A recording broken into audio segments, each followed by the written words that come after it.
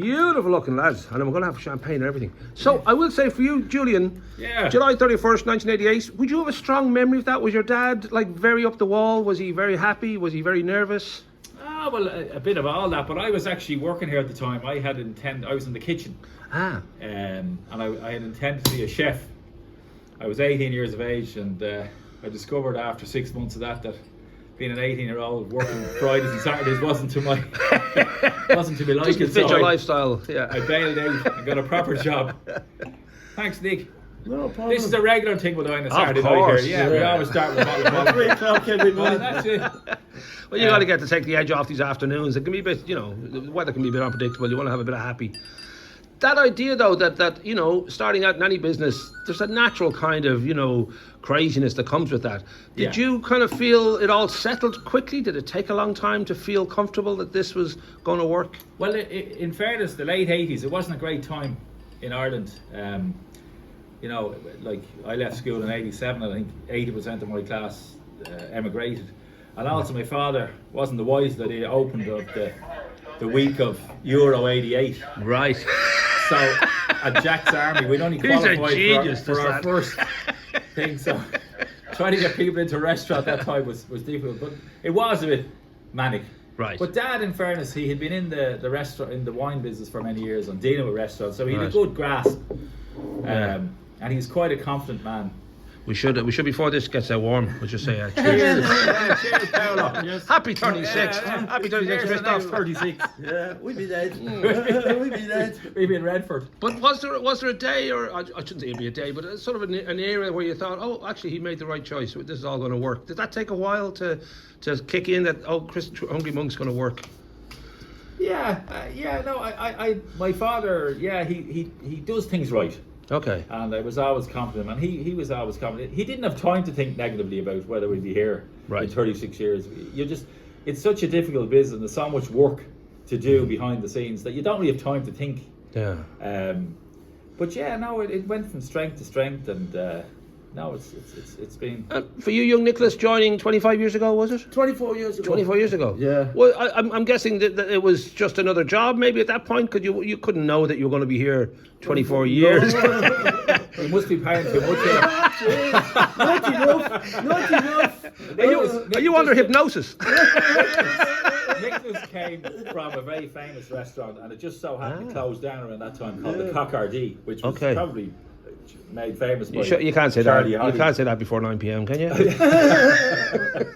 But it worked out for both of us insofar as he was looking for work and we were looking for someone to run the wine bar downstairs. So it was fantastic timing. A natural fit. I don't know. It felt good from the start. You seem like you're just part of this world. You always associate you with. I went upstairs with my wife upstairs when the restaurant. There was no restaurant upstairs, and it was the doctor up there. Dr. Orr. Dr. Orr. My wife Susan went upstairs to get for when she was pregnant. To check it out, right? And I would stay on the stairs. I stay on the stairs.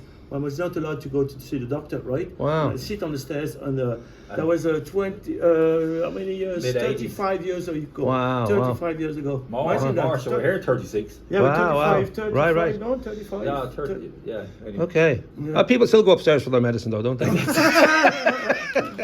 Unfortunately, one of the challenges of this industry at the moment is we can't open upstairs. Oh. So it's a furniture store because you just can't chefs and. Right. They're like hen's teeth, so we need that. Unfortunately, that's crazy. Downstairs at the moment, since COVID. Right. Because I was going to say, over 36 years, you're definitely going to have ups and downs. Was there ever like a real wobble where you thought, holy moly, maybe we're not going to survive this one? Well, the recession in 08 was difficult, for everyone. But we had a fine dining restaurant upstairs, and we had the casual bistro downstairs. So the fine dining was a no-no word at that stage. Right. So we had to. What we did was we sort of amalgamated the two menus. Yeah. The downstairs and sort of a middle of the road, and we've sort of stayed that way ever since. Yeah. But no, the recession was difficult, because people who even had money couldn't be seen to be spending money. Fellas who used to have bottles of Bollinger were all of a sudden having house wine. But they weren't broke, but you couldn't even be seen to be But isn't that part of the shift in culture? I find out with nightlife generally, people have a huge amount of options at home, and they've gotten so used to the cheap Aldi booze and all that. It is a kind of a very special thing to go out, and it is the whale. Everybody kind of knows it's a little bit of a very special night out for people now, rather than for some anyway. We do a lot of occasions here, birthdays, anniversaries. We always have done, because we like to think that our menu appeals to everyone. Children, adults, grannies, granddads, the whole lot. So we've sort of something for everything, we like to think, and that's thanks to this man here. Well, I was going to ask, actually, Christoph, you've been here how many years now? 10 years. 10 years? 10 years now. And was it, I don't know whether your background was always, in this world, whether it was a big leap to be coming to Greystones and into the Hungry Monk. Where did you come from before this? Before this, I was working in the Druids Glen for years as well. So I seen a job advertised as a head chef, and I'm happy enough I got it. So and ever since then, I'm happy here. Now, given that you've been here for so many years, I think legally you can be stuffed and mounted, because that's very rare. It's very rare. It is. Well, on a good Saturday night, all of us want that, but that is great that you have it long. Part of our success, longevity has been consistency of staff. Yes. We've had several members of staff who've been here for 15, 20 years plus. And I mean, we've had probably over the years a handful of head chefs, which is very unusual in this business.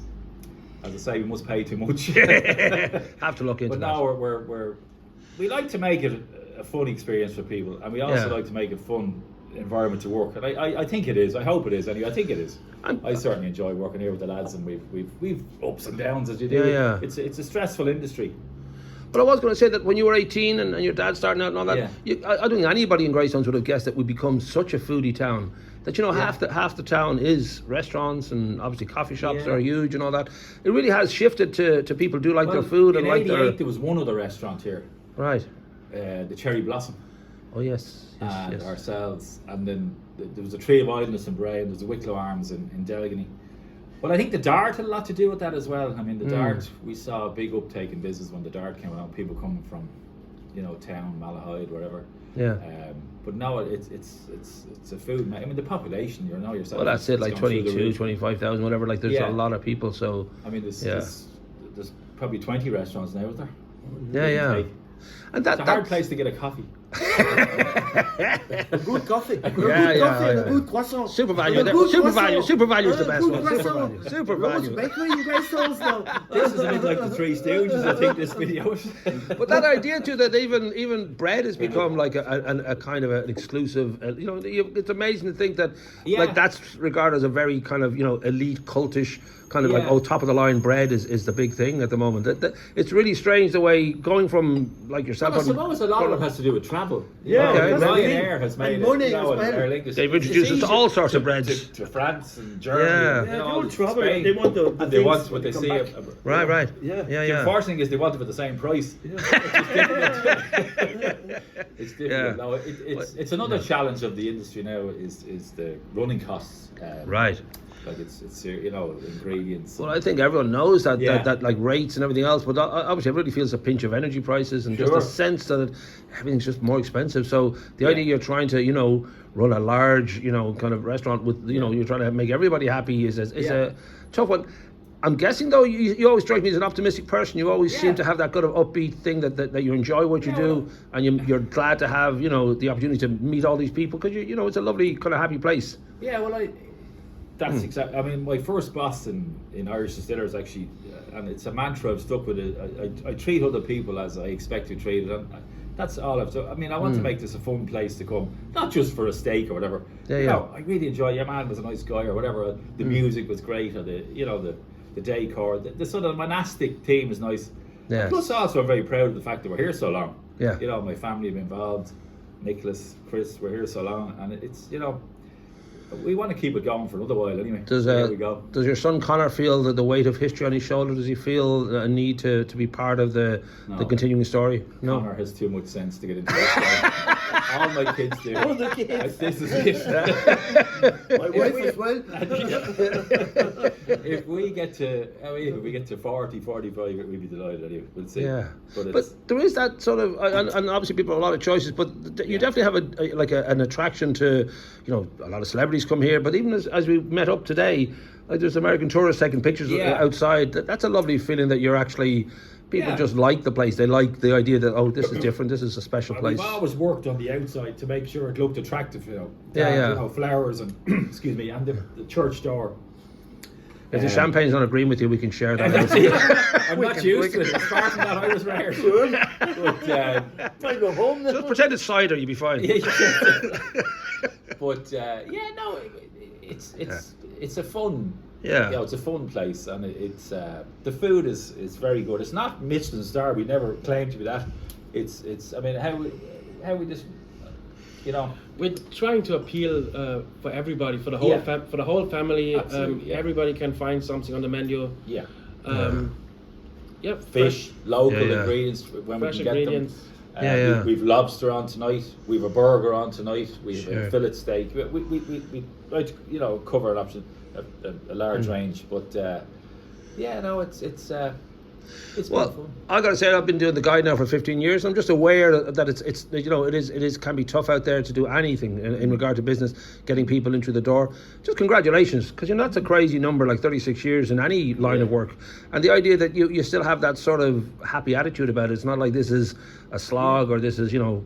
You obviously put in the work, you care about it deeply, but it does seem to be a genuinely kind of happy place, so well done. Thank you. I appreciate that. Yeah, no, and listen, thanks to, I mean, you talk about celebrities and all, but the real heroes of this restaurant are the locals. You know, they keep us, you know, going.